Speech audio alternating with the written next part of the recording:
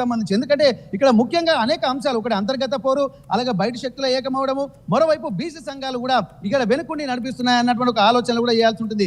ఎందుకంటే ముఖ్యంగా బీసీ కార్డును కూడా మళ్ళీ ప్రధానంగా స్పష్టంగా తను ఉచ్చరించినటువంటి పరిస్థితి. మరి బీసీలను ఎందుకు ఇంత అణగదొక్కుతున్నారు అన్నటువంటి విషయాన్ని కనుక ఒక్కసారి పరిశీలిస్తే, కొండ మురళి ఎప్పుడైతే ఈ రాజకీయాల్లోకి వచ్చినా ముందు తను అణగదొక్కాలనుకున్న వ్యవస్థ ఏంటంటే పటేల్ పట్వారీ వ్యవస్థను మాత్రమే అణగదొక్కాలనుకున్నారు.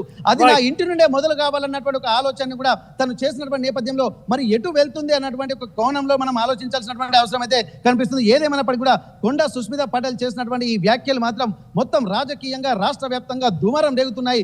రేపటి నుండి అంటే ప్రస్తుతానికి ఉత్తర క్షణం నుండి కూడా ఏం జరుగుతుందన్నటువంటి ఆందోళన, ఉత్కంఠ, ఒక భయాలు మాత్రం ఇక్కడ పార్టీ వర్గాలు అలాగే కొండ వర్గీయులు కూడా కొంత అసహనము, కొంత ధైర్యాన్ని నింపేటువంటి ప్రయత్నాలు, అంటే అన్ని కోణాలు ఒక సుస్మిత మాటల్లో కనిపించినటువంటి పరిస్థితి మనొచ్చు.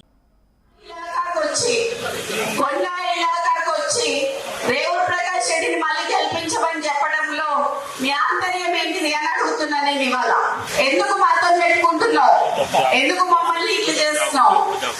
మేము కాకతనోళ్ళమమ్మా, మాకు వ్యవసాయం వచ్చి కానీ ఊడిగం చేయటం రాదు. మాకు మేత నేయటం వచ్చి తప్పితే ఊడిగం చేయటం రాదు. మీలాగా బ్రోకరిజం చేసి ఇవన్నీ చేసుకుంటే మీ చుట్టూ తిరుగుతున్న వాళ్ళు ఎవరైతే ఉన్నారో తప్పుడు సంకేతాలు పోతున్నాయి అని చెప్పి చెప్తున్నా మీకు. ఈ రోజు నాకు ఏఐసిసి అన్నా, ఢిల్లీ అన్నా, అధిష్టానం అన్నా, రాహుల్ గాంధీ గారన్నా, సోనియా గాంధీ గారన్నా, ప్రియాంక గాంధీ గారన్నా గౌరవం ఉంది.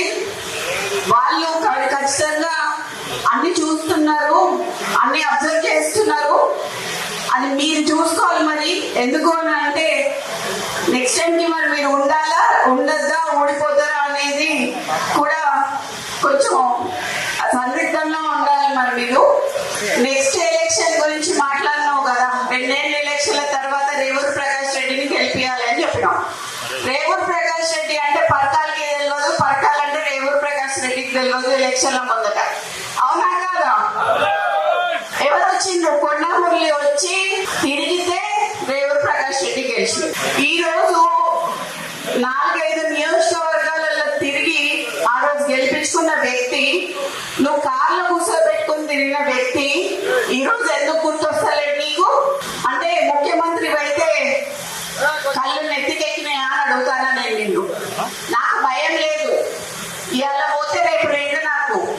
ఎందుకు అని అంటే నా బిడ్డ, నా కొడుకు ఎవరైనా చూసుకుంటారు వాళ్ళని. నేను ప్రజల కోసం పనిచేసేదాన్ని, నేను ప్రజల మధ్యలో ఉండేదాన్ని. ఇది అచ్చ కాంగ్రెస్ వర్సెస్ పచ్చ కాంగ్రెస్ అయింది. ఇక్కడ మొత్తం పచ్చ కాంగ్రెస్ మాత్రమే నడుస్తున్నది. ఇక్కడ అచ్చ కాంగ్రెస్ ఏది నడవట్లేదు. కాంగ్రెస్ సభ్యులు ఎవ్వరూ ఆనందంగా లేరు.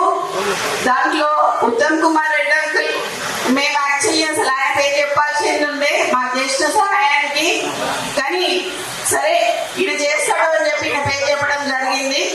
కానీ ఈ రోజు మురళీ గారిని మోసం చేయడం అనేది అది చాలా తప్పుకి నేను భావిస్తున్నాను. ఈ రోజు నేను అందరి సమక్షంలో చెప్తున్నాను, అయ్యా రేవంత్ రెడ్డి, నువ్వు గాని, రేవూర్ ప్రకాష్ రెడ్డి గాని, వాళ్ళ తాత గాని, వాళ్ళ అయ్య గాని, ఎవరైనా గాని, నేనే ఇక్కడ ఎమ్మెల్యే.